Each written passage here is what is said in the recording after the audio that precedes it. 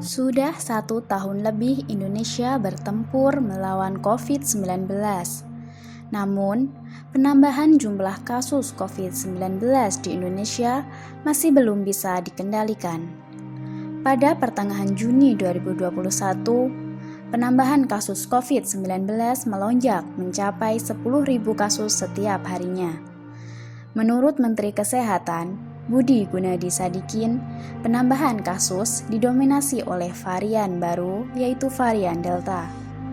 Penularan varian baru tersebut terbilang cepat sehingga mengakibatkan penambahan kasus aktif harian yang melonjak begitu tajam. Selain dikarenakan mutasi virus corona, penambahan kasus diakibatkan oleh masyarakat yang mulai abai akan protokol kesehatan.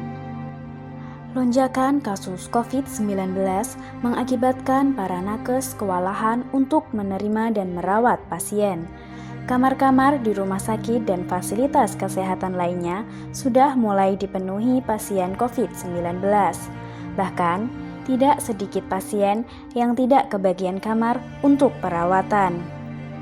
Akibat lonjakan kasus tersebut, Presiden Joko Widodo menetapkan pemberlakuan pembatasan kegiatan masyarakat darurat yang berlaku sejak tanggal 3 Juli 2021. Dalam pemberlakuan PPKM ini, ditetapkan beberapa rincian pengaturan mobilitas dan aktivitas seperti penerapan WFO dan WFH, serta dilakukannya penyekatan di berbagai titik. Hingga saat ini, pemberlakuan PPKM masih berlangsung di beberapa daerah. Penetapan PPKM yang dicanangkan oleh pemerintah merupakan sebuah upaya untuk mengendalikan lonjakan kasus COVID-19 di Indonesia. Sayangnya, kebijakan ini kerap kali dilanggar oleh masyarakat. Tidak sedikit masyarakat yang melanggar PPKM meski sudah mengetahui sanksi apa yang akan didapatkan dari perbuatan tersebut. Bentuk-bentuk pelanggaran PPKM sangat bermacam-macam. Salah satunya adalah pelanggaran protokol kesehatan. Selain masyarakat, dijumpai pula beberapa oknum ASN yang melakukan pelanggaran PPKM.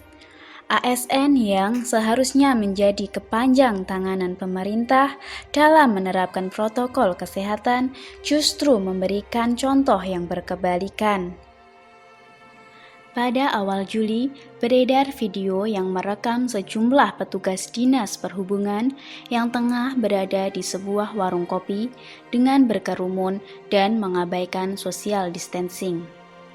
Menurut sang perekam, para petugas Dishub yang berjumlah 8 orang tersebut berada di sebuah warung kopi saat pemberlakuan PPKM dan sudah melebihi batas jam malam yang telah ditetapkan. Setelah video tersebut viral, Dinas Perhubungan mencari tahu kebenaran video tersebut dan memeriksa para anggotanya yang terekam. Saat ini, 8 petugas Dishub tersebut telah dibebas tugaskan atau dipecat sebagai sanksi karena telah melanggar PPKM. Di tengah ketatnya pemberlakuan pembatasan kegiatan masyarakat atau PPKM darurat, oknum ASN di Kota Pasuruan beserta sejumlah ibu-ibu terekam sedang berjoget di sebuah kafe. Dalam video tersebut, mereka nampak bersenang-senang tanpa menjaga jarak. Bahkan, terdapat beberapa orang yang tidak menggunakan masker. Oknum ASN tersebut diduga adalah seorang kepala sekolah di Kota Pasuruan dan 2 orang pegawai rumah sakit. Akibat perbuatan tersebut, mereka dikenakan denda dan akan dijatuhi sanksi internal lanjutan dari instansi. Untuk mengetahui penyebabnya, kami mencoba menganalisis dengan alat bantu fishbone diagram.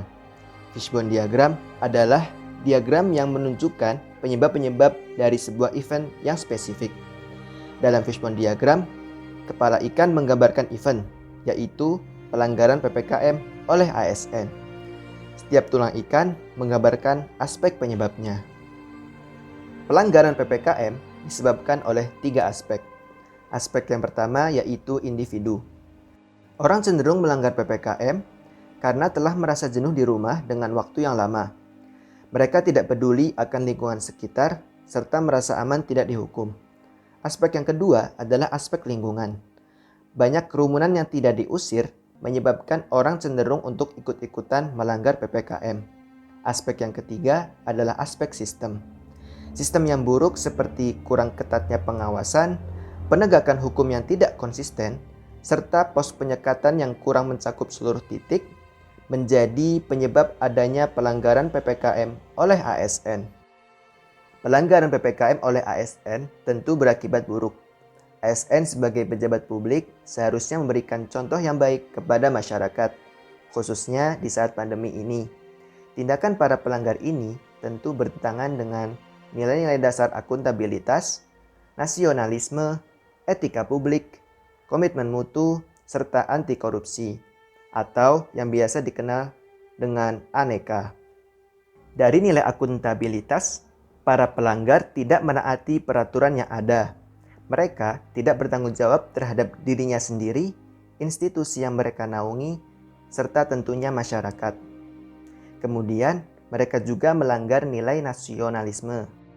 Sikap intoleran yang ditunjukkan telah mencederai para pembuat peraturan, masyarakat yang telah menaati peraturan, serta rekan-rekan ASN yang juga menaatinya. Sedangkan dari nilai etika publik, sebagai pejabat publik, bukannya memberi teladan yang baik bagi masyarakat, justru bertindak berkebalikan. Dari nilai komitmen mutu, oknum ASN yang melanggar PPKM tentu akan berpotensi terpapar COVID-19. Hal tersebut tentu akan berdampak pada kinerja mereka yang akan menurun. Terakhir, dari nilai anti korupsi. Para pelanggar tidak mencerminkan sikap disiplin karena melanggar aturan yang telah ditetapkan. Selain itu, pelanggaran yang dilakukan mencerminkan minimnya sikap peduli akan lingkungan sekitar. Sebagai upaya untuk menghindari pelanggaran PPKM, perlu adanya kolaborasi antar pemerintah dan masyarakat. Pengawasan yang lebih ketat dan penegakan hukum akan pelanggar secara konsisten menjadi alternatif penyelesaian yang dapat dilakukan pemerintah. Lalu untuk masyarakat, khususnya ASN, dapat berkontribusi dengan memulai dari diri sendiri atau bahkan lingkungan terdekat.